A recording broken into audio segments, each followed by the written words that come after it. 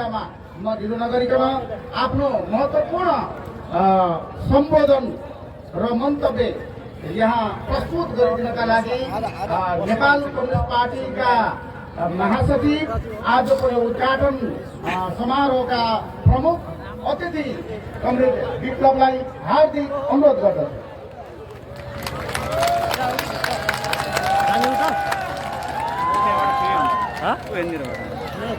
यहाँ के अरे स्वयंसेवकलाई भन्नु होला है।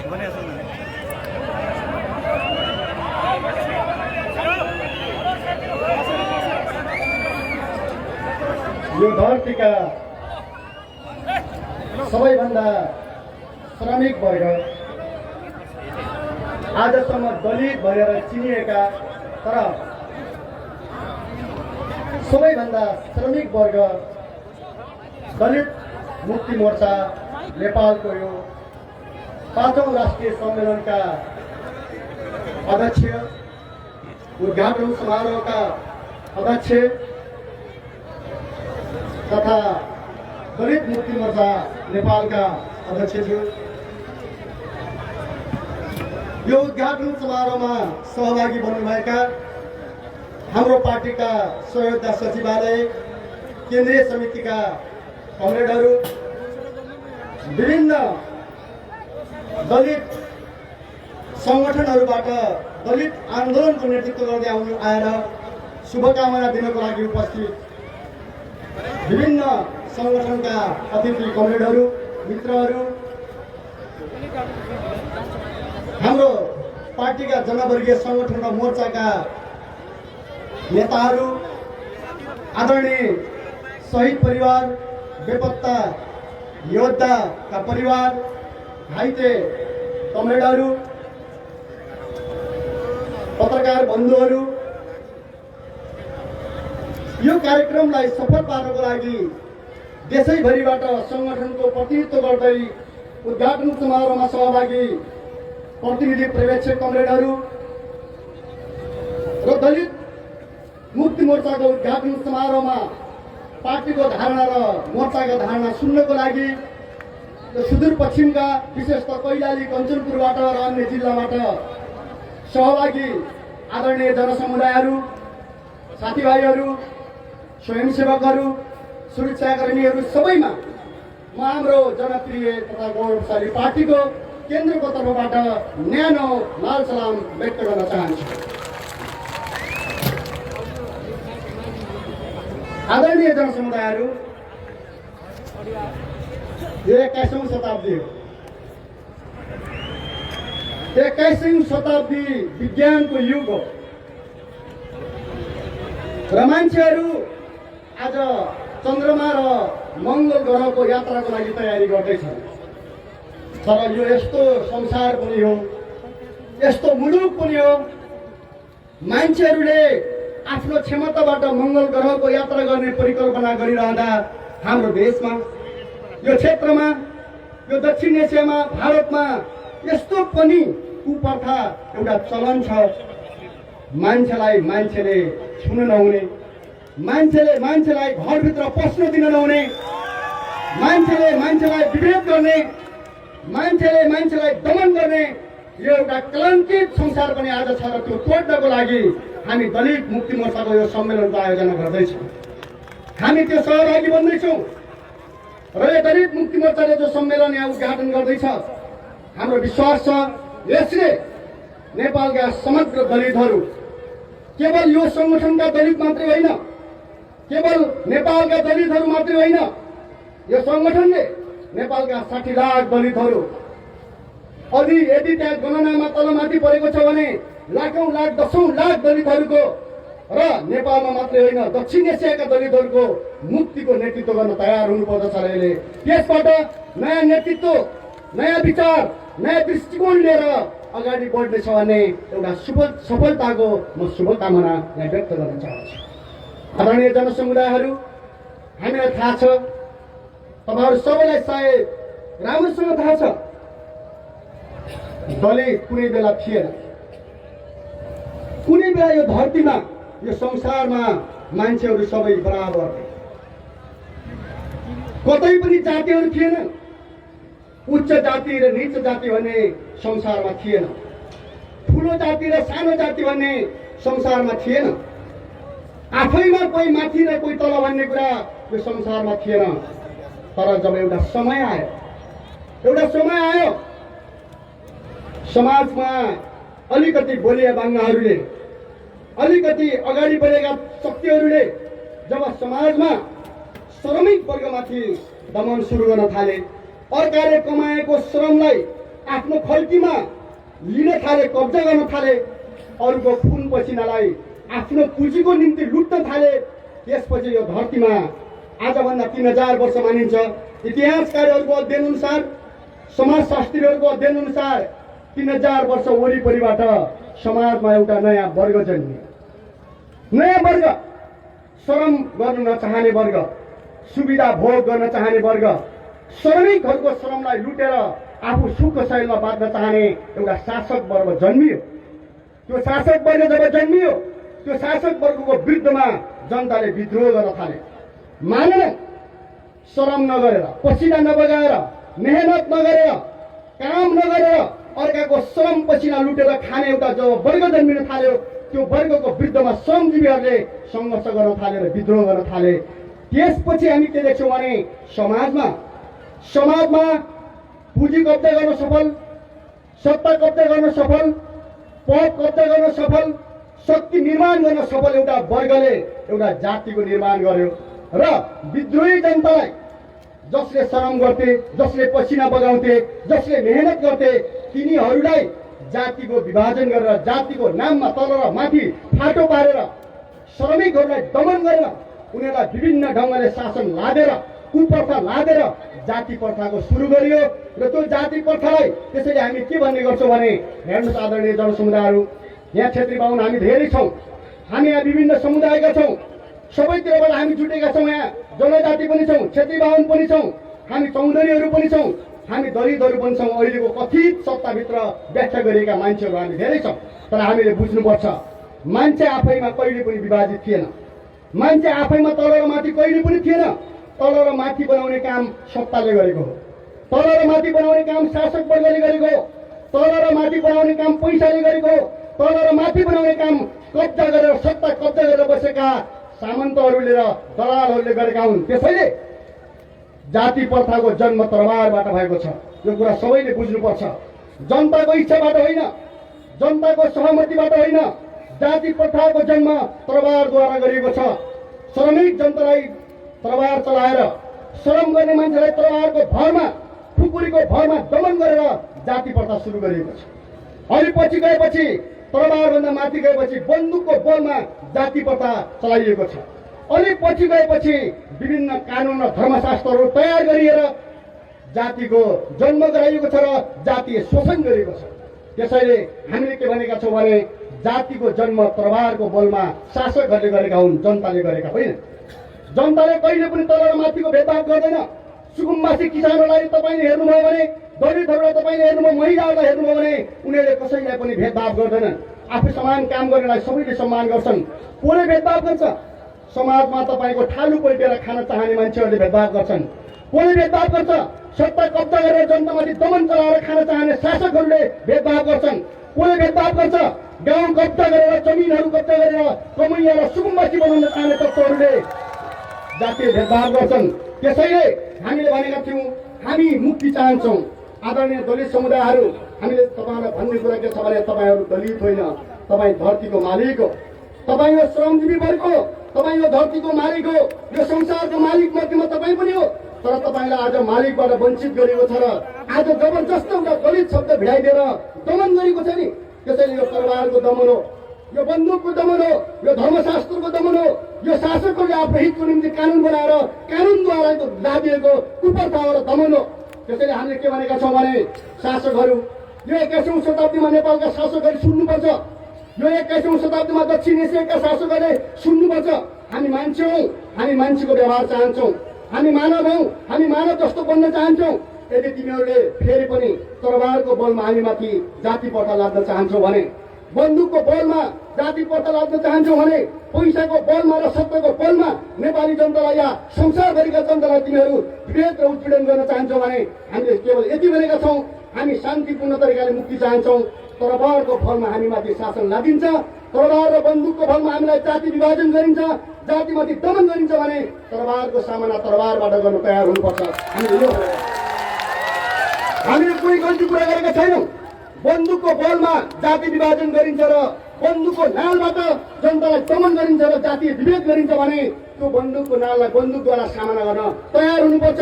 मुक्तिको लागि आह्वान गर्नुपर्छ। हाम्रो दृष्टिकोण थियो कानुनको बलमा, धर्मशास्त्रको बलमा जनतालाई दमन गरिन्छ भने, श्रमिक जनतालाई विभेद गरिन्छ भने, सबभन्दा धरतीका मालिकहरूलाई हेपिन्छ भने त्यो धर्मशास्त्रलाई हामीले उल्ट्याउनुपर्छ र नयाँ जनताको मुक्तिको घोषणापत्र तयार गर्नुपर्छ र मानव जातिको नयाँ घोषणापत्र तयार गर्नुपर्छ। हाम्रो दृष्टिकोण हो, हाम्रो खुल्ला दृष्टिकोण हो। त्यसैले आदरणीय जनसमुदायहरू, हेर्नुहोस् 3000 वर्ष यता लादिएको मानव जातिमाथि लादिएको यो कलङ्क हामीले भनेका छौँ। हाम्रो कमरेडहरूसँग छलफल चल्दैछ। कुनै समय थियो दलित अछुत होइन, त्यो तल्लो जात यस्तो बनाउने जो चलन थियो। हामी यो सम्मेलनबाट, यो 5औं सम्मेलनबाट र हाम्रो पार्टीले 8औं महाधिवेशनमा भनेको थियो एउटा यस्तो दिन जन्माउनुपर्छ। हामीले हाम्रो पार्टीको नेतृत्वमा हाम्रो दलित साथीहरूले पहल गर्नुपर्छ। आजसम्म हेपिएका दलित भन्ने जनसमुदायलाई याद गर्नुपर्छ। यो धरतीबाट दलित भन्ने शब्द नै नामै पार्नुपर्छ। हाम्रो सोचाइ त्यो छ। हामी कोही पनि दलित होइन।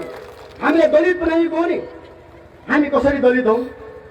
युद्धको बलमा हामीलाई दलित बनाइयो, युद्धको बलमा, सत्ताको बलमा, बन्दुकको बलमा हामीलाई चाहिँ कुशासन लादियो, हामीलाई तल र माथि बनाइयो। हामी कसैलाई पनि मान्ने छैन, त्यो मान्नु हुँदैन। त्यसैले हामी यो राष्ट्रिय सम्मेलनबाट छलफल गर्दैछौँ। पार्टीले आउँदो राष्ट्रिय महाधिवेशनबाट तयारी गर्दैछ। दलित शब्दलाई सदाको लागि खारेज गर्नुपर्छ। नेपालको कानुनहरूबाट मेट्नुपर्छ, नेपाललाई किताबहरूबाट मेट्नुपर्छ, नेपाललाई गाउँ बस्तीबाट मेट्नुपर्छ। हामी मानव जाति एक, हामी क्षेत्री बाहुनहरूले भन्नुपर्छ हाम्रा भाइहरू उनीहरू हामी बराबर हो, हामी कोही तलमाथि छैनौँ। हामीले आँट गर्नुपर्छ त्यो कुरा। हामीले कहिले पनि के ठान्नु हुँदैन भने दलित समुदाय भनेर हामीले अलग व्यवहार कहिले पनि गर्नु हुँदैन। हाम्रो रगत हो त्यो, हामीसँगैको मान्छे हो त्यो। हामी जस्तै प्राण, हामी जस्तै आँखा, हामी जस्तै बुद्धि, हामी जस्तै मुटु, हाम्रो जस्तै रगत भएको मान्छेहरू हो। त्यसैले हाम्रो रगतमा कुनै जाति छैन, हाम्रो श्रममा कुनै जाति छैन, हाम्रो मेहनतमा कुनै पनि वर्ग छैन। हामी एउटै वर्ग, एउटै जाति, एउटै पसिना बगाउने मान्छेहरू। त्यो समाज, त्यो देश, त्यस्तो संसार एउटा बनाउने हाम्रो चाहना छ। म यहाँबाट तपाईँहरूको बिचमा यो कुनै आवेगको कुरा होइन, कुनै देखावटी कुरा होइन, यो गरिन्छ, गर्नुपर्छ। मानव सभ्यतालाई नयाँ ठाउँमा पुर्याउने हो भने आज तपाईँ हामी देख्छौँ नि, पशुलाई बरु माया गरिन्छ। आज बरु पशुलाई सम्मान दिइन्छ, विदेशीहरूलाई सम्मान दिइन्छ। नचिने ठाउँका मान्छेहरू आयो भने नेपालहरू टाउको रगड्दै हिँड्छ, नाक रगड्दै हिँड्छ। यहाँका शासकहरू विदेशीको अगाडि खुट्टा टेकेर यिनीहरू भिख मागेर बस्छन्। तर आफ्नै देशका दलित समुदायलाई, आफ्नै दाजुभाइहरूलाई यिनीहरू हेप्ने गर्छन् नि। त्यसैले हामीले के गर्नुपर्छ भने पशुलाई भन्दा पनि घृणा गर्ने सभ्यता र समाजलाई बदल्नु पर्दछ। मानव जातिमाथि जबरजस्त शासन थपर्ने, जबरजस्त विभेद लाग्ने यो चलनलाई अन्त्य गर्नुपर्छ। त्यसको नेतृत्व मानव जातिले गर्नुपर्छ, कम्युनिस्ट पार्टीले गर्नुपर्छ। त्यसको नेतृत्व दलित मुक्ति आन्दोलनले गर्नुपर्छ। दलितका नेताहरू त्यसको लागि तयार हुनुपर्छ। म त अरू दलित साथीहरूलाई पनि भन्छु, तपाईँ एउटा कुर्सीको लागि शासक वर्गको अगाडि किन झुक्नुहुन्छ? तपाईँ कोही मुख्यमन्त्री हुनुको लागि किन बुथ खोलेर दौडेर जानुहुन्छ? तपाईँ एउटा मन्त्री हुनुको लागि टोपी फुक्ने किन सेवा गर्न जानुहुन्छ? तपाईँ एउटा सभासदको लागि किन लटेर हिँड्नुहुन्छ?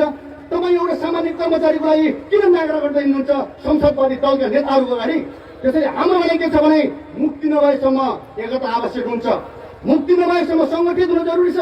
उपदेश होइन, हामीलाई तागत चाहिएको छ। कसैको उपदेश र दयामाया हामीलाई चाहिएको छैन नि, हामीलाई तागत चाहिएको छ। हामीलाई सङ्घर्ष गर्ने एउटा बल चाहिएको छ। त्यो बल नेपाली पीडित श्रमिक जनताको एकतामा हुन्छ। त्यो बल समग्र दलित समुदाय भनेर जो चिनेका छन् तिनको एकतामा हुन्छ। 60 लाख मान्छेहरू एकजुट हुनुभयो भने के हुन्छ नेपालमा? 60 लाख दलितहरू तपाईँले एउटै झन्डामुनि गोलबन्द गर्नुभयो भने के हुन्छ? मलाई लाग्छ नेपालको कानुन एक रातमा धुजा हुन्छ र समाप्त हुन्छ। तपाईँहरू एकजुट हुनुहोस् न।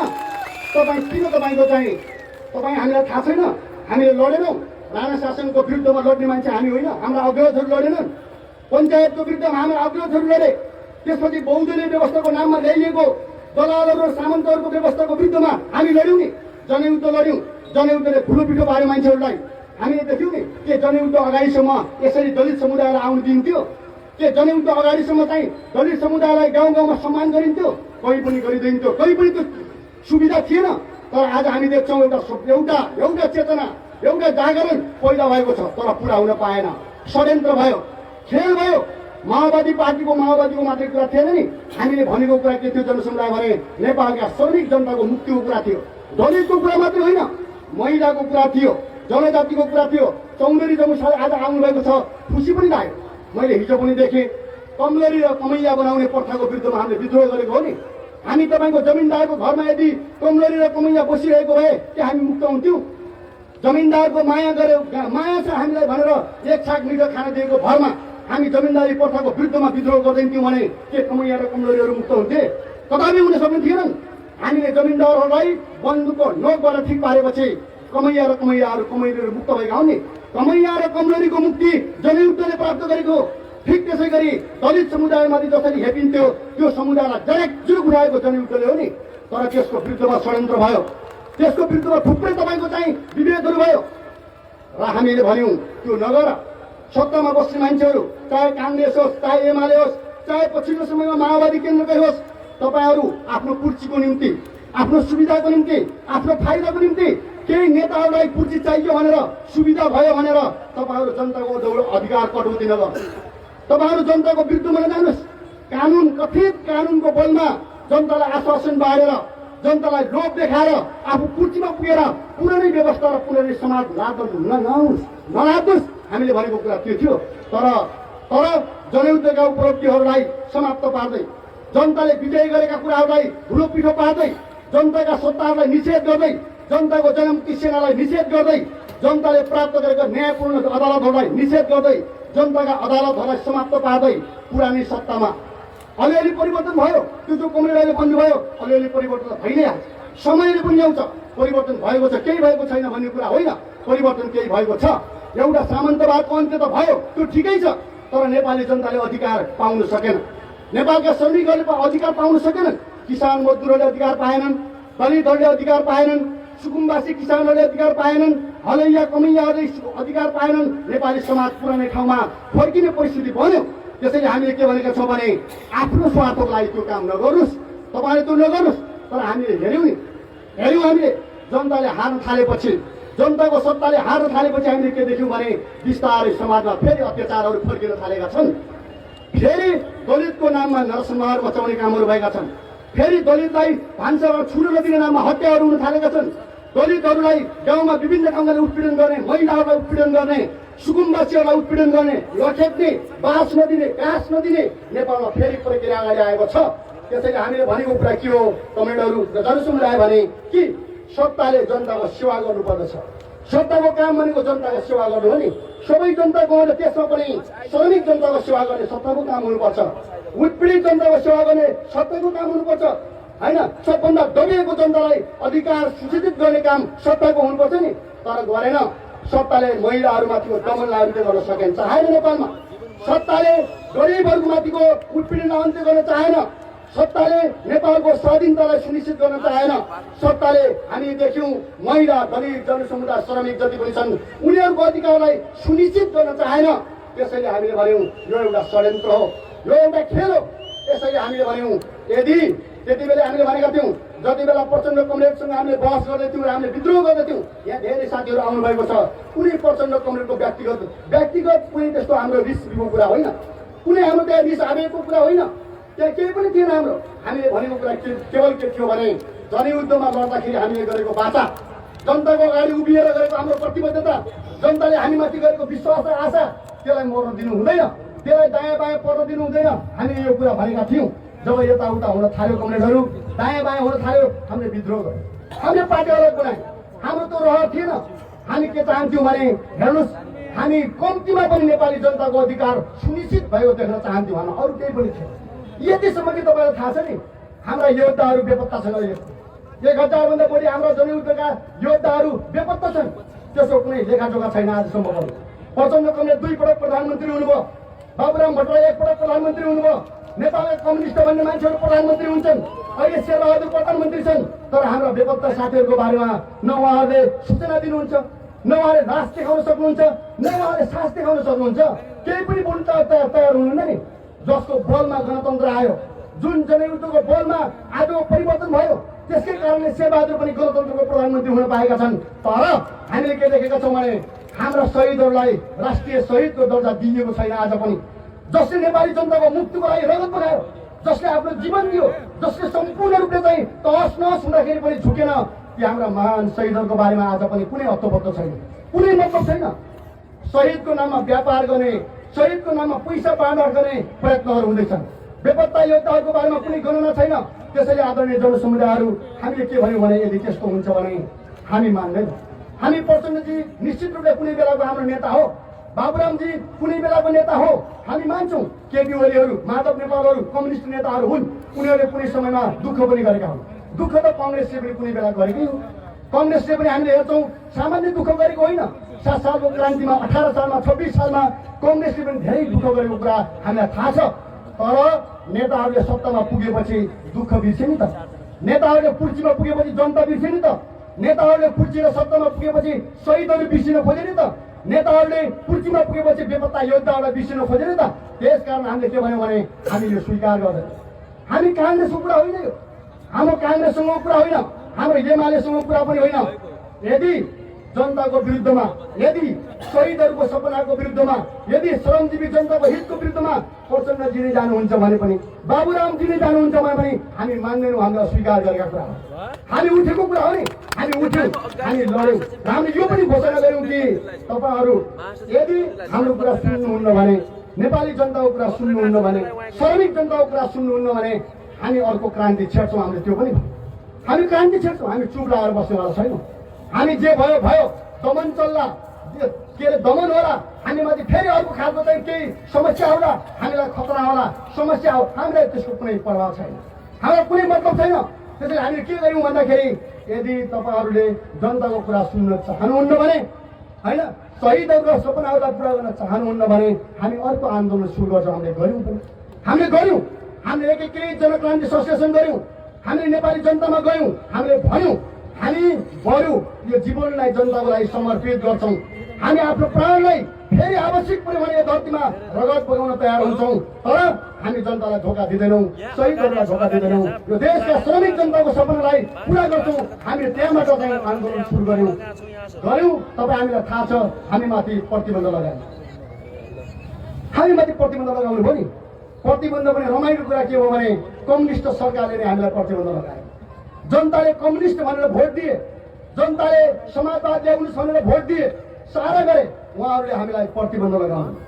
तर हामीले के भन्यौँ भने हामीले अहिले भर्खरै बन्दुक उठाएर चौकीमा हान्ने सोचेको होइन। हामीले अहिले भर्खरै बन्दुक उठाएर सेनालाई हान्न जाने भनेको होइन। तर हामीले यो चाहिँ भन्यौँ कि नेपालको देशमाथि, नेपालको स्वाधीनतामाथि, नेपालको राष्ट्रियतामाथि कुनै विदेशीले हस्तक्षेप गर्छ भने, विदेशी आएर हाम्रो देशलाई नियन्त्रण गर्न चाहन्छ भने, या अतिक्रमण गर्छ भने, या हस्तक्षेप गर्छ भने त्यसको विरुद्ध लड्नुपर्छ हामीले भनेकै हो। हामी लड्यौँ, हामी त्यसको विरुद्धमा सङ्घर्ष पनि गऱ्यौँ। तपाईँ हामी सबैलाई थाहा छ एउटै कम्पनीले 1 खरब वरिपरि भ्रष्टाचार गर्यो, कर छली गर्यो। यान्सेल भन्ने कम्पनीले कर छली गर्यो, त्यसको विरुद्धमा जनताले आवाज उठाए।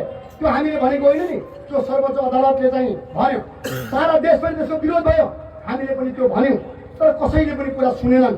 कुरा नसुनेपछि उल्टा हामीले के देख्यौँ भने सत्तामा बसेका नेताहरू, सत्तामा बसेका पार्टीका नेताहरू यान्सेलसँग मिलेर बाहिर आरोप आयो नि त। हामीले भनेको होइन नि। एमालेकै एकजना विद्रोही नेताले भन्नुभयो यान्सेलबाट 6 अरब रुपियाँ पार्टीहरूले बाँडेर खाएका छन्, त्यसैले बोल्दैनन्। एमालेकै नेताले भन्नुभयो नि।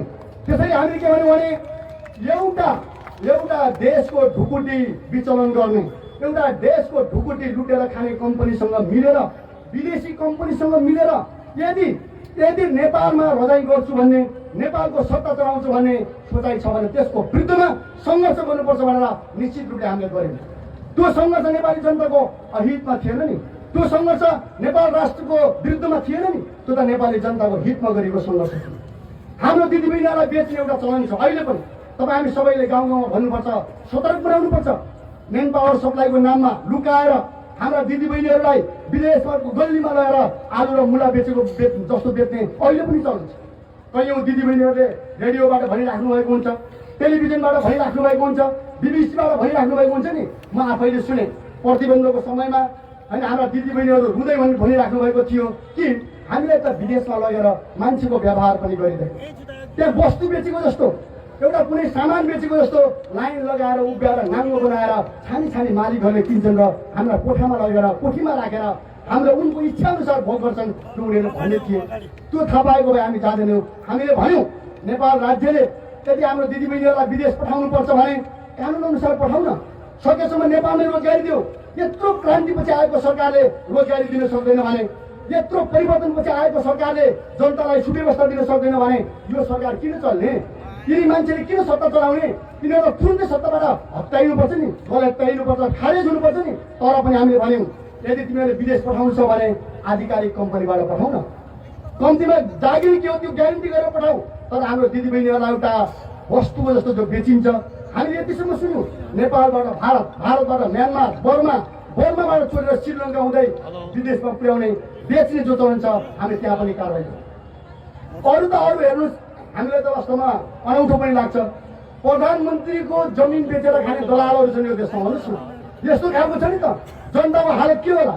बालुवा टारको जमिन बेचेर खाने मान्छेहरूलाई सरकारले कारवाही गर हामीले त्यो भन्यो नि, तर त्यो पनि उनीहरू सुन्दैनन्। त्यहाँ पनि हामीले कारवाही गरेको निश्चित हो, तर हामीले त्यो कारवाही जनताको विरुद्धमा थिएन, त्यो कारवाही देशको विरुद्धमा थिएन। जबरजस्ती जसरी त्यसलाई अनर्थमा व्याख्या गरेर हामीमाथि देशद्रोहीको आरोप लगाउँदै, हामीमाथि आतङ्कको आरोप लगाउँदै, हामीमाथि खरखरेको आरोप लगाउँदै, हात हतियारको आरोप लगाउँदै प्रतिबन्ध लगाइयो। तर हामीले के भन्यौँ भने हामीलाई त्यो स्वीकार्य छ। मान्छेले भने तपाईँहरू सबैले सुन्नुभयो के कुरा गरियो भने 2 महिनाभित्र नेकपाका नेताहरूले आत्मसमर्पण गर्नुपर्छ, 2 महिनाभित्र उनीहरूले चाहिँ हतियार बुझाउनुपर्छ, 2 महिनाभित्र उनीहरू चाहिँ आफूलाई सरकार अगाडि ल्याउनुपर्छ। यदि भएन भने 2 महिना हामी सबैलाई यता जेलमा राखिदिन्छौँ या त समाप्त पारिदिन्छौँ भनेर उहाँले घोषणा गर्नुभयो। हामीले भन्यौँ तपाईँहरूको घोषणा गलत छ, त्यो जनताको विरुद्धमा छ, तपाईँ सक्नुहुन्न। र हामीले यो पनि भन्यौँ यदि राज्यले जबरजस्ती प्रतिबन्ध लगाउँछ, यदि राज्यले जबरजस्ती बन्दुकको भरमा दमन गर्न चाहन्छ, यदि राज्यले हाम्रो विरुद्धमा समात्ने, दमन गर्ने, हत्या अभियान चलाउन चाहन्छ भने हामीले यो पनि भन्यौँ कि हामी लड्नको लागि तयार छौँ, हामी प्रतिरोध गर्नको लागि तयार छौँ। हामीले यो कुरा भनेकै हामी भन्यौँ र हामी लड्यौँ पनि। त्यसैले आज के भयो जनसमुदाय भने 2 वर्षको प्रतिबन्धपछि तपाईँ हामीले देख्यौँ राज्यले जसरी हामीलाई अन्यायपूर्ण तरिकाले प्रतिबन्ध लगायो, हाम्रा जायज मागहरू, जायज आवाजहरू सुन्नुको सट्टा जसरी दमन गर्यो, जनताले त्यसलाई स्वीकार गरेन, श्रमिक जनताले स्वीकार गरेन। त्यो अहिले म याद गरिरहन्छु। हेर्नुहोस् हामी 2 वर्ष त पुरै जनतामा बस्यौँ नि, जनयुद्धमा मात्रै होइन, यो 2 वर्षको प्रतिबन्धमा हामी जनताकै घरमा बस्यौँ। एकजना दलित साथी, यो दलितसँग जोडिन आउँछ, एकजना दलित साथी भेटिनु भयो। उहाँले के भन्नुभयो, हामी गाउँमा जाँदाखेरि भने कङ्ग्रेस म छन चाहिँ कङ्ग्रेसमा छु भन्नुभयो उहाँले, होइन मैले भोट चाहिँ कङ्ग्रेसलाई हालेको हुँ, म अहिले पनि कङ्ग्रेस पार्टीमै छु, तर म तपाईँहरूलाई धोका दिँदैन, मेरो घरमा बस्नुहोस्, यहाँ खानुहोस् र यहाँबाट लड्नुहोस्, म चाहिँ तपाईँहरूलाई बचाएर राख्छु। दलित एकजना गाउँको दाइले भनेको कुरा हो। म काङ्ग्रेस हुँ, तर तपाईँहरूले उठाएको आवाज ठिक छ, म त्यसलाई समर्थन गर्छु, साथ दिन्छु, मेरो घरमा बसेर लड्नुहोस्, उहाँले यो भन्नु नि। म त उहाँहरूले सोच्नु भएको थियो, केपी ओलीजी, प्रचण्डजीहरूले सोच्नु भएको थियो, होइन उहाँहरूले हामीलाई 2 महिनामा समाप्त पार्ने सपना देख्नु भएको थियो कि होइन। यति ठुलो अहङ्कार थियो, होइन। केपीजीले हामीलाई देशद्रोही पनि भन्नुभयो, होइन। प्रचण्डजीले हामीलाई आतङ्ककारी पनि भन्नुभयो अलिकति, अनेक भन्नुभयो नि, हामीलाई थाहा छ। तर हामीलाई खुसी पनि लाग्यो उहाँहरू सत्तामा बसेको उन्मादमा त्यो भन्नुभयो, तर सत्ताभन्दा बाहिर बसेका बुद्धिजीवीहरू कसैले पनि त्यो कुरा स्वीकार गर्नु भएन। सत्ताभन्दा बाहिर बसेका अरू उहाँकै पार्टीका नेता र कार्यकर्ताले पनि त्यो कुरा स्वीकार गर्नु भएन नि, त्यो कुरा मान्नु भएन।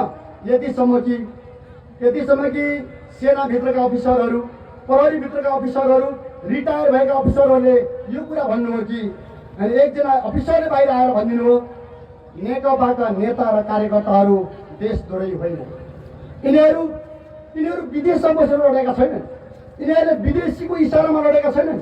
नेकपा यसका नेता र कार्यकर्ताहरू देशभक्तहरू हुन्, देशमै बसेका छन्, यहीँ लडेका छन्।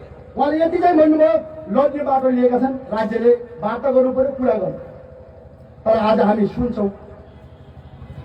अनि पछि अर्को जनरलले पनि यो कुरा गर्नुभयो, केही अफिसरहरूले यो कुरा गर्नुभयो।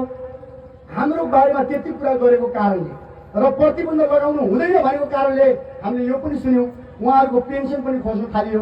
उहाँहरूलाई के गरियो भन्नुहुन्छ भने कि तपाईँको चाहिँ दिएको स्टाफहरू पनि खोज्ने, पेन्सन पनि खोजिदिन्छौँ भन्नेसम्मको धम्की दिएको हामी पछि सुन्छौँ। आज आएर ठिकै छ, त्यो कुरा हामीलाई कुनै उ छैन, राम्रै कुरा हो।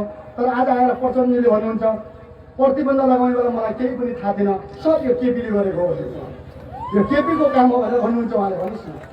अनि रमाइलो लाग्छ, केपीजी भन्नुहुन्छ मलाई त तपाईँहरूको बारेमा केही थाहा थिएन, यसरी उचालेको मलाई भन्नुहुन्छ होइन। प्रचण्डजीले उचालेर यस्तो गर्छन् उस्तो गर्छन् भनेको कारणले प्रतिबन्ध भएको हो भन्नुहुन्छ कि। त यो कुरा चाहिँ हामी देख्छौँ नि। आज फेरि एकताको कुरा छ, एकता गर्ने पनि हो।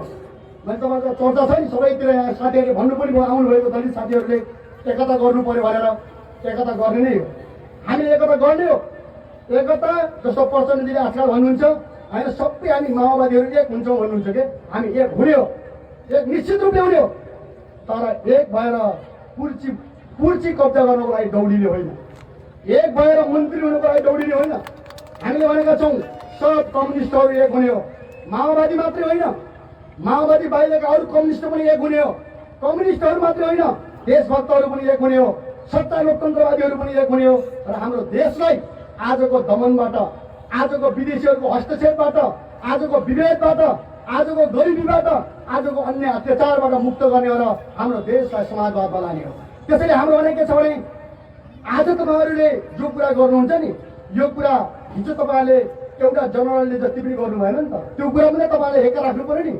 एउटा प्रहरी अफिसरले, एउटा सेनाको जनरलले, एउटा बुद्धिजीवीले, एउटा प्रोफेसरले, एउटा डक्टरले होइन, यहाँ डक्टर साथीहरू पनि गएर डेलिगेसन जानुभयो, हामीले नचिनेका साथीहरू, एउटा कलाकारहरूले पनि त्यति बेला प्रतिबन्धको विरोध गर्नुभयो नि। त त्यति गर्दाखेरि तपाईँहरूले किन बुझ्नु भएन? हामीलाई एउटा जिज्ञासा लाग्छ कि एउटा जनरलले नेकपाका नेता र कार्यकर्ताहरू देशद्रोही होइनन् भन्दाखेरि तपाईँ कम्युनिस्ट भन्ने मान्छेले नै हामीलाई देशद्रोही किन भन्नु? यसको जवाब त जनताले खोज्छ होला नि। एउटा जनरलले हाम्रो पार्टीलाई जनतामा बसेर यहीँ गरिरहेका छन् भन्ने, तर एउटा कम्युनिस्ट नेताले विदेशीबाट चलेका हुन् पनि भन्नुभयो नि, किन भन्नुभयो तपाईँहरूले? त्यसैले हामी के यो हामीलाई कुनै आपत्ति छैन, तर तपाईँहरूले झुटको राजनीति गर्नुहुन्छ। झुटको राजनीतिबाट कहिले पनि सफल भइँदैन। हाम्रा कम्युनिस्ट नेताहरूले जहाँ बसे पनि तपाईँहरूले सुन्नुपर्छ, सिक्नुपर्छ। एकछिन जनतालाई ढाँटेर, एकछिन जनतालाई छक्क्याएर भ्रमित कुरा गरेर सधैँ राजनीति गर्न सकिँदैन र सफल हुन सकिँदैन। अन्तिममा जनताको अगाडि आउनुपर्छ नि त, सत्य कुरा के हो त्यो गर्न आइपुग्नुपर्छ। त्यसैले आज हामीले भनेका छौँ एकताको कुरा साँचो कुरा हो। यहाँ साथीहरूले भन्नुभयो हामीले यहाँसम्म ल्याएका छौँ परिवर्तनलाई, केही न केही परिवर्तनहरू भएको छ, यहाँसम्म ल्याएका छौँ, ठिक छ। तर यो परिवर्तन अगाडि बढाउनुको लागि, योभन्दा अगाडि बढ्ने हो भने एकता आवश्यक छ। तर हामीले भनेका छौँ एकता भन्ने तर तपाईँको चाहिँ केवल जनतालाई अल्मल्याउनको लागि, भ्रम छोड्नको लागि होइन, आफै वरिपरि घुमाउनुको लागि, संसदीय चुनाव वरिपरि कुदाउनको लागि, संसदीय कुर्सीको लागि, मन्त्रीको लागि, प्रधानमन्त्रीको लागि, पैसाको लागि, पदको लागि हो भने त्यो एकता हामीसँग सम्भव छैन। त्यस्तो एकता कदापि गरिँदैन। यो कुरा हामीले राम्रोसँग तर उहाँले हामीले मैले भन्ने सुनेको छु होइन, सबै पार्टीहरू हामी एक हुन्छौँ पनि भन्नुहुन्छ। यो कुरा हो, केही दिन अगाडि पनि सुन्यो होइन, एकता हुँदैछ, ठिक छ एकता गर्नुपर्छ। तर हाम्रो भनाइ के छ भने तपाईँहरूलाई हामीले हेऱ्यौँ होइन, केपीजीले पनि सत्ता चलाउनु भयो, प्रचण्डजीले पनि सत्ता चलाउनु भयो, बाबुरामजीले पनि चलाउनु भयो। ती कुनै पनि सत्ताले जनतालाई अधिकार दिन सकेन नि त, ती कुनै पनि सत्ताले नयाँ चिजहरू दिन सकेनन्। यदि उहाँहरू आफैले भन्दै हुनुहुन्छ एउटा परिवर्तन चाहियो, ठिक छ आउनुहोस्। हामीले के भनेका छौँ भने एकता गर्ने हो भने तपाईँ संसदवादको दलदलबाट बाहिर आउनुहोस्, तपाईँ यो सत्ताको मोहबाट बाहिर आउनुहोस्, तपाईँ दलाल पुँजीपति वर्गको सत्ताबाट बाहिर आउनुहोस्, तपाईँ संसदमा बसेर मन्त्री हुने लोभबाट बाहिर निस्किनुहोस्, मन्त्री भएर भत्ता खानेर कुर्सी चलाउने चाहनाबाट बाहिर निस्किनुहोस्। हामी एकता गर्न तयार छौँ, हामी एकता गर्छौँ। तर तपाईँहरूले चाहिँ जनतालाई झुक्क्याउनको लागि, फेरि आफ्नो वरिपरि मान्छेलाई चाहिँ चक्राउनको लागि, घुमाउनको लागि एकताको कुरा गर्नुभएको हो भने त्यो कल्पना नगर्नु। तर एकता हुन्छ, एकता जनताको हुन्छ। नेताहरूले यदि एकता भ्रमको लागि मात्रै गरे भने, उनीहरूले एकता केवल झुक्याउनुको लागि मात्रै गरे भने एउटा साँचो कुरा के हो भने आज धनगढीमा खुसी पनि लाग्यो। धनगढीको सडकमा कैलालीका जनताहरू यहाँका आधारभूत जनताहरू, सुकुम्बासीहरू, चौधरीहरू, दलितहरू, यहाँका महिलाहरू, जाति जनजाति र क्षेत्रीय बाहुनहरू एक ढिक्क भएर हामी चाहिँ सडकमा उत्रेको देख्यौँ नि। एउटा सानो सानो आन्दोलनको झलक आज यो सडकमा हामीले देख्यौँ नि। यदि नेपालका अरू कम्युनिस्ट नेताहरूले कुरा बुझेनन्, काङ्ग्रेसले कुरा बुझेन भने तपाईँले यो हेक्का राखिराख्नुहोस्। तपाईँहरू कोही पनि नआत्तिनुहोस्, केही पनि हुँदैन, यहाँ तर्सिनु पर्दैन, कोही पनि तर्सिनु हुँदैन। तपाईँले हेक्का राखिराख्नुहोस्।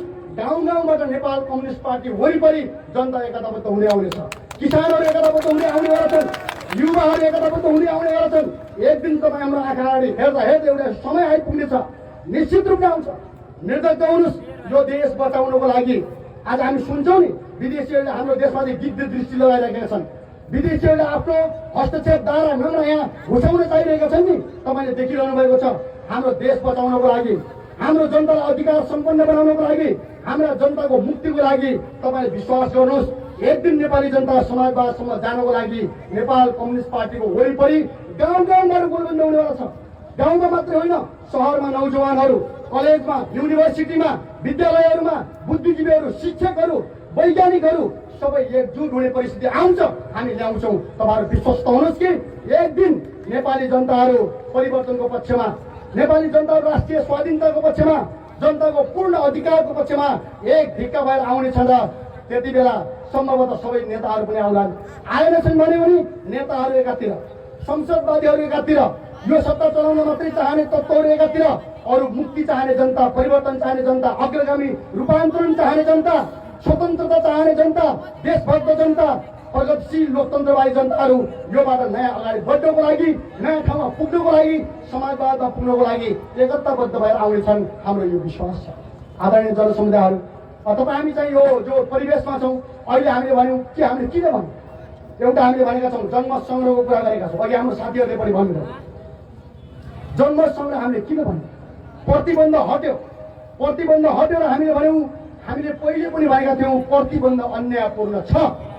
हामीले हाम्रो देशको पक्षमा बोले बापत, करछरी गर्ने कम्पनीको विरुद्धमा लडे बापत, हाम्रो दिदीबहिनीहरू र युवाहरूलाई बेच्ने कम्पनीको विरुद्धमा लडे बापत, जग्गा दलाली गरेर जमिनदारको जग्गा न जमिनदारलाई, न देशलाई, न सुकुम्बासीलाई कब्जा गरेर खाने भूमाफियाहरूको विरुद्धमा लडे बापत जो प्रतिबन्ध हामीलाई लगाइयो, त्यो प्रतिबन्ध गलत छ हामीले भनेकै थियौँ।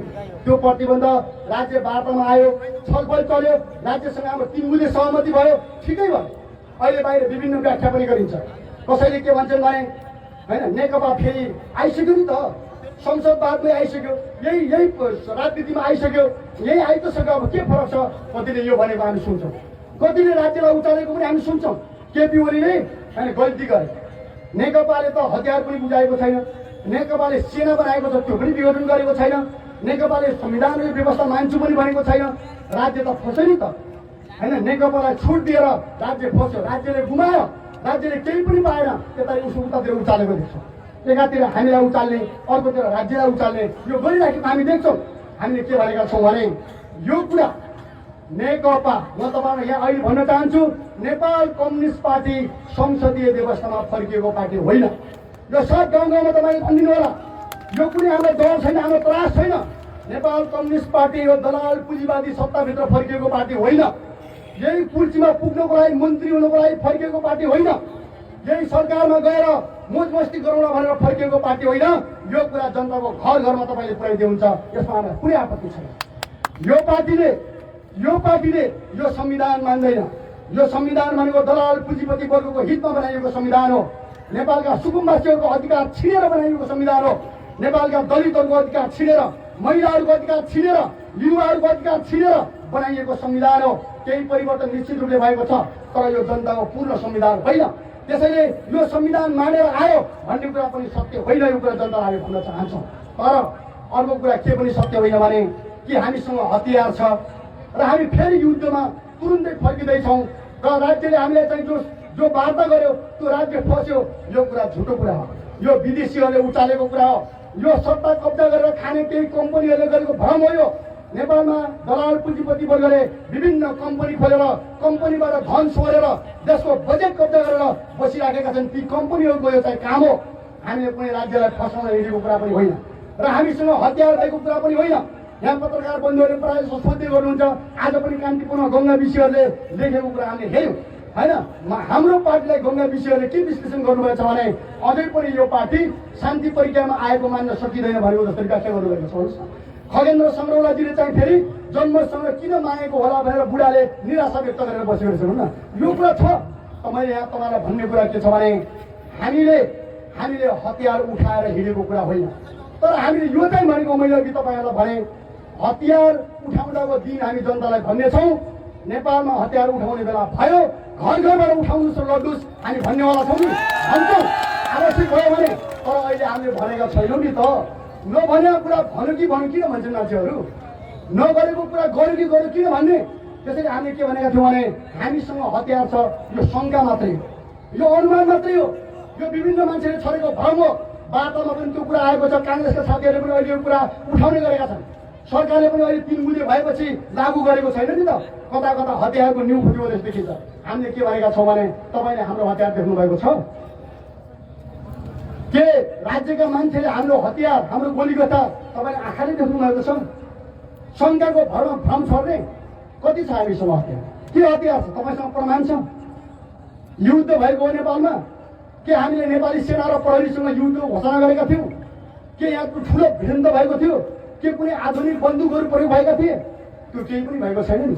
हामीले भन्दैछौँ हाम्रो लडाइँ अहिले दलालहरूसँग, हाम्रो लडाइँ भ्रष्टहरूसँग हो, देश लुट्ने लुटेराहरूसँग हो, हामीले भनिरहेका छौँ नि।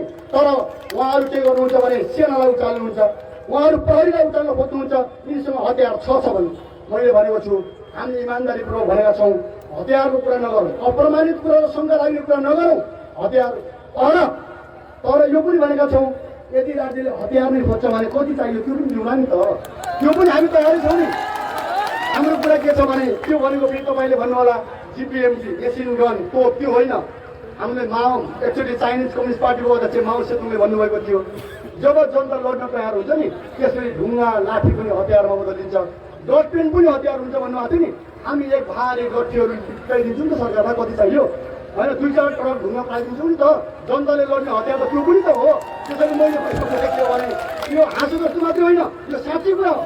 राज्यले जबरजस्ती हतियार देऊ कि देऊ भन्छ भने 2-4 ट्रक ढुङ्गा लानु पऱ्यो, 2-4 ट्रक लाठी लानु पऱ्यो होइन। के चाहिन्छ हामी दिनु पऱ्यो नि। अन्यथा चाहिँ आशंकाको भरमा होइन जबरजस्ती गर्ने दिउ खोज्ने अनि शान्ति प्रक्रियाबाट भाग्ने बहाना बनाउनु हुँदैन। त्यसको भरमा अहिले राज्यले हामी देखिरहेका छौँ 3 बुँदे लागू नगर्ने, हाम्रो बन्दी कमरेडरलाई नछोड्ने, हाम्रा मुद्दाहरू खारेज नगर्ने, अलिअलि न्यु खोज्ने, जवाब दिने जो गर्न खोजेको छ नि। हामी एकदम सिधै भन्न चाहन्छौँ शेरबहादुरजीको सरकार उहाँसँग कुरा पनि भएको छ। कुरा हुँदा मिठै कुरा पनि हुन्छ।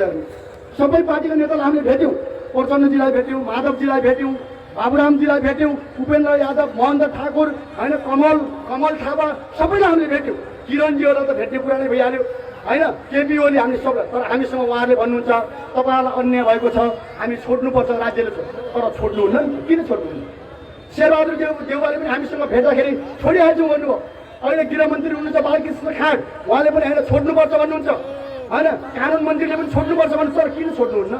साथीहरू बिरामी हुनुहुन्छ, कयौँ साथीहरू जेलमै बित्नुभयो, 2 जना साथीहरू जेलमै शहीद भइसक्नुभयो। अहिले साथीहरूको स्वास्थ्य राम्रो छैन कयौँको। यही आज मैले भेटेँ हाम्रो घाइते, हाम्रो रोहित भन्ने कमरेड चाहिँ घाइते हुनुहुन्छ। उहाँको पहिला विस्फोटनमा परेर उहाँको चाहिँ शरीर चिया छ।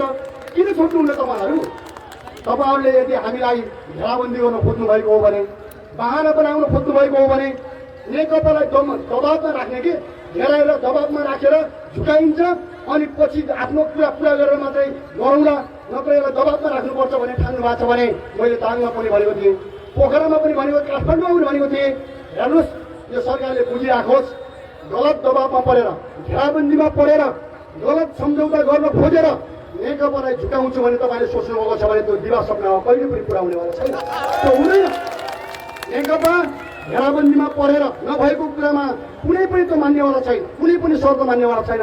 हाम्रो 3 बुँदे सहमति भएको छ, 3 बुँदेलाई राज्यले लागू गर्नुपर्छ, अन्यथा लागू गर्दैन। सरकारले 3 बुँदे लागू गर्दैन र 3 बुँदे लागू गर्नुको सट्टा उल्टो बहानाबाजी गरेर हामीमाथि घेराबन्दी गर्न खोज्छ भने फेरि के बुझ्नुपर्छ भने यो राज्य शान्तिको विरुद्धमा छ, यो सरकार जनताको विरुद्धमा छ, सहमतिको विरुद्धमा छ, शान्ति प्रक्रियाको विरुद्धमा छ। त्यसो हो भने हाम्रो पार्टी प्रतिरोधको लागि तयार हुन्छ, हामीले भन्ने कुरा यो। त्यसैले मैले यो कुनै उत्तेजित कुरा गरेको होइन, मैले यो कुनै यताउता कुरा गरेको होइन। 1 वर्ष हुन थालिसक्यो। 1 वर्षसम्म पनि सहमति लागू गरिँदैन भने राज्यले किन यो गरेको छ जनतालाई भन्नुपर्छ नि उसले। त्यसैले हाम्रो कुरा के छ भने इमान्दार बोलोस् राज्य। तर राज्यको हालत त बेहाल भइसकेका छ नि, हामीले हेरिरहेका छौँ। राज्य आफू असफल हुने, चलाउन नसक्ने, फेल खाने, पुरै जनताको आँखामा नाङ्गिने, तर अनि न्युज चाहिँ हामीसँग खोज्ने, जनतासँग खोज्ने यो राज्यले गर्नु हुँदैन। सरकार असफल भयो, हामीले देख्यौँ नि, सरकार फेल खायो, पिटिआई सरकार फेल खायो, संसद विघटन भयो 2 पटक। अहिले तपाईँ हामीले हेर्दैछौँ, हिजो संसदमा कुराकुट हुन्थ्यो, अनि काङ्ग्रेसका साथीहरू र कम्युनिस्टका साथीहरू अरू को चाहिँ संसदमा लाताहान गर्नुहुन्थ्यो। आज लड्दै लड्दै अर्को आँगनमा पुगेको छ। हेर्नुहोस्, हामीलाई वकिल साथीहरूले पहिला कानुनको कुरा गर्नुहुन्थ्यो, कानुन मान्नुपर्छ, संविधान मान्नुपर्छ। आज हाम्रो वकिल साथीहरू हाम्रो जनमुक्ति सेना भन्दा पनि बलियो हुनु भएको छ। त्यहाँ भन्नुहोस् न, यसो हेर्नुभयो भने लात्ती हान गोदा गोद लट्का लगाएर गर्नुहुन्छ के अरे चोलेन्द्र संसदको आँगनमा, होइन, अदालतमा, सर्वोच्च अदालतको आँगनमा चाहिँ लगेर लखेट्छ नि त। अनि अन्याय भएको त वकिल पनि त सिँढी जस्तो लड्दो रहेछ त, कालो कोट लगायो भने त त्यसलाई फुर्ती त फुली आउँदो रहेछ त। अन्याय भएको जनता लड्दैन त। त्यसरी हामीले कुरा के छ भने एउटा वकिल कोट लगाएर लट्ठीसँग लडिरहेको छ, बुटसँग लडिरहेको छ भने अनि जनतालाई अन्याय भयो भने के हुन्छ? अनि अहिले अदालतमा पुगेको छ लडाइँ, भोलि कहाँ पुग्छ यो भन्न सकिँदैन। अहिले म धेरै नभनौँ, यो लडाइँ अन्त पनि पुग्छ। अन्त जहाँ पुग्नु पर्यो त्यहाँ चाहिँ पुग्छ, त्यहाँ चाहिँ पुग्यो भने के हुन्छ? त्यसैले सरकार वास्तवमा यो संसदीय व्यवस्था पूर्ण रूपले असफल छ।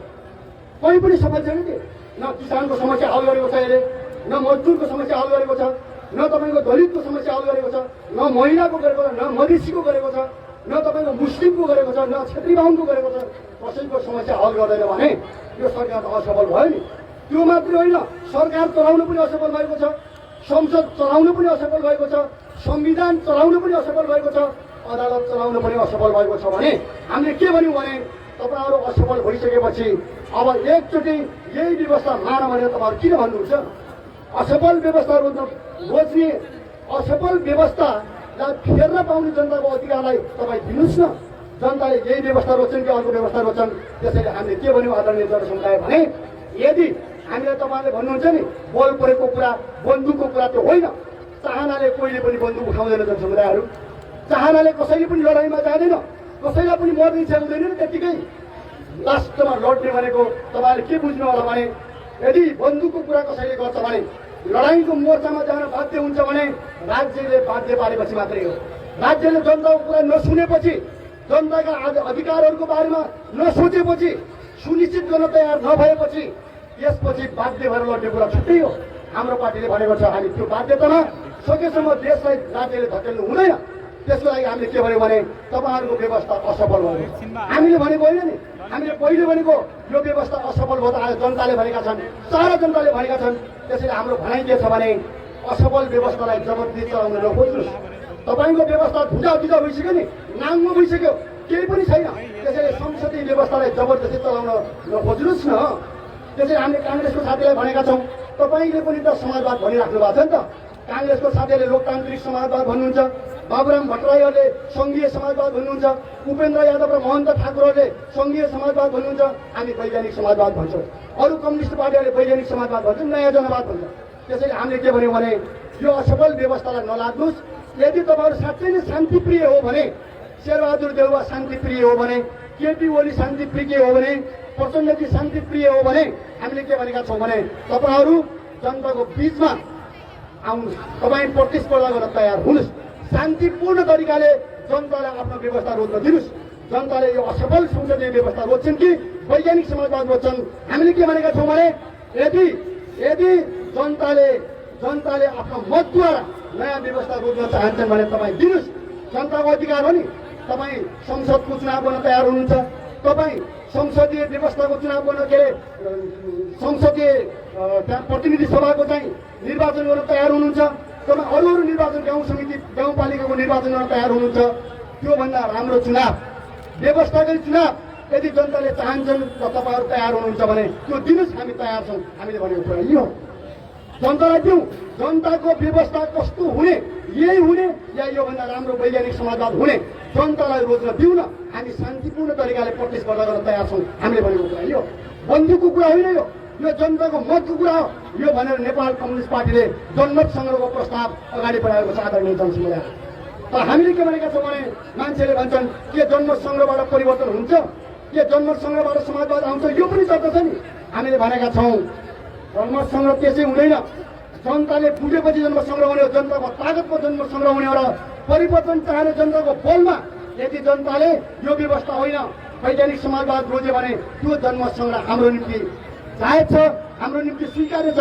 हामीले यो भनेको छ यदि यो व्यवस्थालाई जनताले रुचाएछन् भने जन्म सङ्ग्रह भयो, यही व्यवस्था रोजेछन् भने हामी मान्छौँ नि त। तर हामीलाई के विश्वास छ भने यो व्यवस्थालाई जनताले टुप्पीदेखि पैतालासम्म चिनिसकेका छन् नि, भोगेका छन्। जनताले मान्दैनन्, कसले मान्छ यो व्यवस्था? सुकुम्बासी, मजदुर, किसान, महिला, मधेस, पहाड कसैले पनि मान्दैन। त्यसैले हामीलाई के विश्वास छ भने जन्म सङ्ग्रहबाट संसदीय व्यवस्था या वैज्ञानिक समाजवादमा वैज्ञानिक समाजवादले हार्ला या पुँजीवादले जित्छ, हामीलाई यो विश्वास छैन। तर पनि यदि तपाईँहरूलाई साँच्चै प्रतिस्पर्धा गर्ने तयार हुनुहुन्छ, तपाईँहरू हामीसँग प्रतिस्पर्धा गर्न चाहनुहुन्छ भने हामी तयार छौँ। हामीले भनेको कुरा यो हो आदरणीय जनसमुदाय। अन्तिममा म तपाईँहरूलाई के भन्न चाहन्छु भने कि आजको देशमा हामीले सबै कुरा स्वीकार गर्न सकिन्छ, सबै कुरा मान्न सकिन्छ, तर विभेद मान्न सकिँदैन, तर अत्याचार मान्न सकिँदैन, दमन मान्न सकिँदैन, हाम्रो देशमाथि हस्तक्षेप मान्न सकिँदैन। तपाईँले सुन्नुभएको छ नि एमसिसी सम्झौता जबरजस्त लादिँदैछ। एमसिसी किन लादिँदैछ यसरी? अमेरिकाले भन्छ हामीले सहयोग गर्न चाहेको, शेरबहादुर देउवाजी भन्नुहुन्छ यो सहयोग नै हो। तर नेपाली जनताहरू, बुद्धिजीवीहरू, कानुन व्यवसायहरू के भन्छन् भने र हाम्रो पार्टीले के भन्छ भने यो सहयोग भन्दा पनि यो हस्तक्षेप हो, यो हस्तक्षेप हो।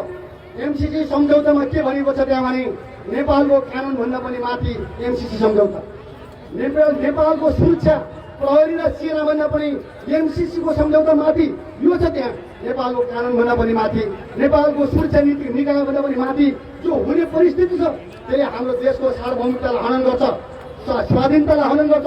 हामीले यो भनेका छौँ। त्यसैले एमसिसी म युवा साथीहरूलाई भन्न चाहन्छु, हेर्नुहोस् एमसिसी सहयोग हो भने दियोस्, अमेरिकाले ठिक छ हामी लिनुपर्छ। 50 अरब रुपियाँ अमेरिकाले दिँदैछ, त्यो पैसा ठुलो पनि हो, यदि सहयोगै हो भने लिनुपर्छ।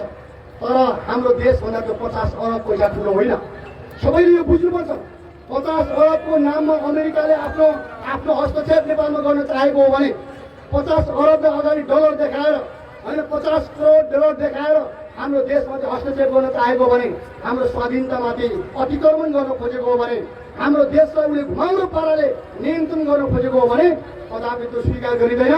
त्यो सम्झौता, त्यो एमसिसी देशको लागि, नेपालको लागि सहयोग होइन, त्यो साम्राज्यवादी अतिक्रमण हुनेवाला छ। साम्राज्यवादी अतिक्रमण भयो भने त्यसको विरुद्धमा विद्रोह गर्नुपर्छ, लड्नुपर्छ। हाम्रो पार्टीले भनेको कुरा यो।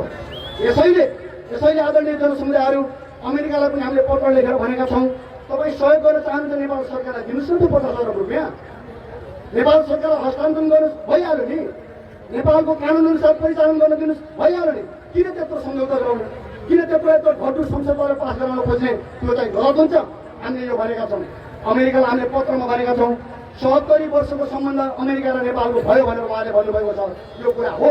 70 वर्षदेखिको सम्बन्ध तपाईँहरू कायम राख्न चाहनुहुन्छ भने या त निशर्त नेपाल सरकारलाई 50 अरब रुपियाँ हस्तान्तरण गर्नुहोस्, या त सम्झौताको नाममा तपाईँले जबरजस्त लाद्न खोज्नुभयो भने त्यो फिर्ता लैजानुहोस्। त्यो नेपाली जनतालाई चाहिँदैन। तर तपाईँले जबरजस्त लाद्न खोज्नुभयो भने आजसम्म नेपाली जनताले अमेरिकाको विरुद्धमा लड्नु परेको छैन नि। अमेरिका र नेपालको सम्बन्ध जे भए पनि ठिकै छ नि। तर अमेरिकाले जबरजस्ती लाद्न खोज्यो भने हामीले देख्यौँ टावरको नाममा, टावर राख्ने नाममा 300 रोपनी, 500 रोपनी, 700 रोपनी जमिन किन्दैछ अमेरिकाले। एमसिसी सम्झौताको नाममा पाल्पामा 650 रोपनी जमिन किन्दैछ, नुवाकोटमा 350 रोपनी जमिन किन्दैछ। यो के को लागि चाहियो? एउटा टावर राख्नुको लागि 650 रोपनी चाहिन्छ, एउटा टावर राख्नुको लागि 350 रोपनी चाहिन्छ, एउटा प्लेन बस्ने भन्दा ठुलो ग्राउन्ड किन अमेरिकाले खेल्दैछ? त्यो हामीले के बुझ्छौँ भने त्यो अमेरिकाको एउटा रणनीति हो, त्यो सैन्य रणनीति हो, त्यो अतिक्रमणकारी रणनीति हो।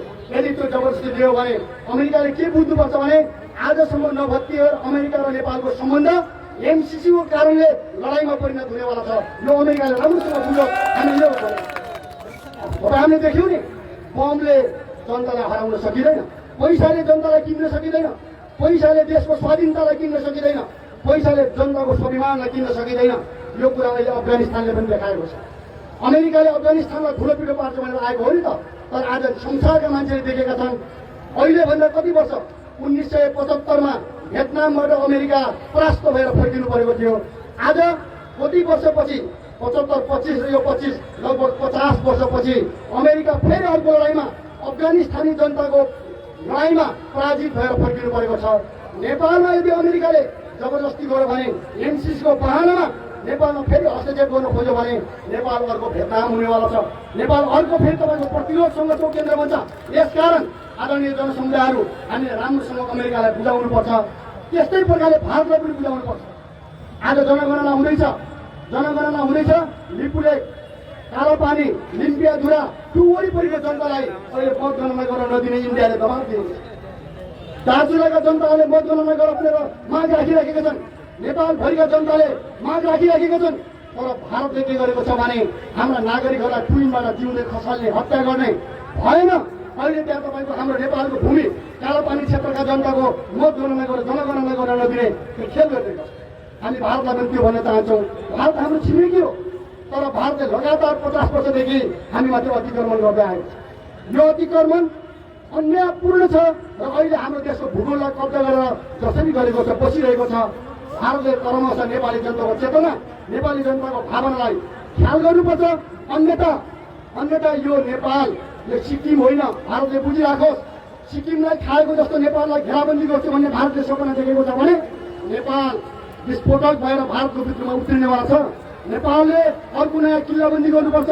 नेपालले आफ्नो स्वाधीनताको लागि भारतसँग पनि मुकाबिला गर्नुपर्ने परिस्थिति आउँछ। भारतले पनि यो कुरा बुझिराख्नुपर्छ। त्यसैले आदरणीय जनसमुदायहरू, हाम्रो देशको स्वाधीनताको बारेमा यो कुरा हो। यहाँ देशभित्रको कुरा हेर्नुभयो भने अहिले भ्रष्टाचार यति बढेको छ तपाईँहरूले ठाउँमा देखेका छन्। मैले यो कुरा अनेकत्र पनि भनेको छु। यहाँ छोटोमा के भन्न चाहन्छु भने नेपालको बजेटभन्दा धेरै नेपालको ऋण भइसकेको छ। 17 खरब रुपियाँ नेपालको ऋण भएको छ। 11 खरब रुपियाँ बेरोजी निस्केको छ केन्द्रमा। 1.5 खरब रुपियाँ स्थानीय तह बनेको यो वाडा गाउँपालिका बनेको 3 वर्ष भएको छैन। 1.5 खरब रुपियाँ स्थानीय तहमा बेरोजी आएको छ। यो कर्मचारी र त्यहाँका प्राधिकारीहरूले मिलाउन नसकेको पैसा हो। त्यसैले हाम्रो आग्रह के छ भने यदि भ्रष्ट सरकार, यदि भ्रष्ट व्यवस्था नेपाली जनताको लागि स्वीकार्य छैन। त्यसैले हामी के भन्छौँ भने आदरणीय समुदायहरू, हामीले सोच्नुपर्छ। हामीले नयाँ तरिकाले सोच्नुपर्छ। विशेष त दलित समुदाय तपाईँहरू जति आउनुभएको छ, तपाईँहरूले नयाँ तरिकाले सोच्नुपर्छ। यो देशलाई बदल्न सकिन्छ। निराश हुन जरुरी छैन। आज नेपालका युवाहरूलाई निराश बनाउने खेल हुँदैछ। हाम्रो देश त यस्तै हो, जो पार्टी आए पनि यस्तै हो, यो छ। यो बार तपाईँहरू निराश हुनु हुँदैन। नेपाली युवाहरूले हेर्दैछन्, बुझ्दैछन्। हामी देख्दैछौँ युनिभर्सिटीका विद्यार्थीहरूले देशको बारेमा बुझ्दैछन्, कलेजका विद्यार्थीहरूले देशको बारेमा बुझ्दैछन्, गाउँका युवाहरूले देशको बारेमा बुझ्दैछन्। अहिले अलिकति निराशा जस्तो छाए पनि एक दिन यस्तो समय आउँछ यी दलालहरू, राष्ट्रघातीहरू, भ्रष्टाचारीहरू, व्यभिचारीहरू, विभेदकारीहरू, तिनको विरुद्धमा सहर र गाउँ सबैतिरका जनता एक ढिकाउनेछन्। त्यसमा दलित समुदाय, मैले भने 60 लाख दलित जनसमुदायहरू एक ढिकाउनुहोस्। तपाईँ हाम्रो पार्टीमा आउनुहोस्। म यो भन्छु, तपाईँ समाजवादको पक्षमा उभिनुहोस्, तपाईँ मुक्तिको पक्षमा उभिनुहोस्, तपाईँ परिवर्तनको पक्षमा उभिनुहोस्, अधिकारको पक्षमा उभिनुहोस्। निराश हुनु हुँदैन। जो निराश हुन्छ त्यसले पराजय, नलडेर पराजय हो। निराश जो हुन्छ नि, जसले निराशा पाल्छ, नलडेर लडाइँ हार्छ। नलडेरै त्यसले पराजित हुनुपर्छ। तपाईँ निराश हुनु हुँदैन। तपाईँले साहस गर्नुभयो भने, जनताले साहस गर्यो भने, युवाहरूले साहस गर्यो भने, निराशालाई त्यागियो भने कुनै पनि बादशाह, कुनै पनि शासक, कुनै पनि सत्तामा बसेको सत्तासीन वर्ग एकछिनमा धुलो पिटो हुन्छ। बादशाहलाई जसरी घोडाबाट जनताले खसाले नि, अर्को नेपालको इतिहासमा नयाँ इतिहास रोक्न सकिन्छ। नेपाली जनताले एउटा समाजवाद, वैज्ञानिक समाजवाद निर्माण गर्न सक्छन्। यो सम्भावना छ। यही कुरा तपाईँहरूसँग राख्दै यो राष्ट्रिय सम्मेलनले तपाईँहरूको चाहनालाई, दलितहरूको चाहना जो तपाईँहरूले हेरिरहेका छन्, एउटा मानव बन्न चाहने चाहना, एउटा साँच्चैको एउटा नागरिक बन्न चाहने चाहना, मानव जातिसँग एउटा हातेमालो गरेर लामो एउटा सभ्यताको निर्माण गर्न चाहने चाहना जो दलित समुदायले राखेका छन्, त्यसको नेतृत्व गर्न तपाईँहरू सक्षम हुनुहोस्। त्योमा नेपाल कम्युनिस्ट पार्टी तपाईँहरूसँग सँगै हुन्छ। हातेमालो गर्न, हात मिलाउन, गर्दन जोडेर लड्न, पाखुरा जोडेर लड्नको लागि एक भएर अगाडि बढ्छ भन्ने कुरा राख्दै म आफ्नो कुरा यही टुङ्ग्याउन चाहन्छु। हस्त धन्यवाद। लाल सलाम।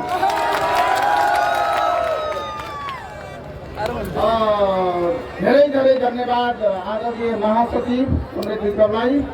आदरणीय जनसमुदायहरू, हामी धेरै ढिला भइसकेका छौँ, रात परिसकेको छ, आधा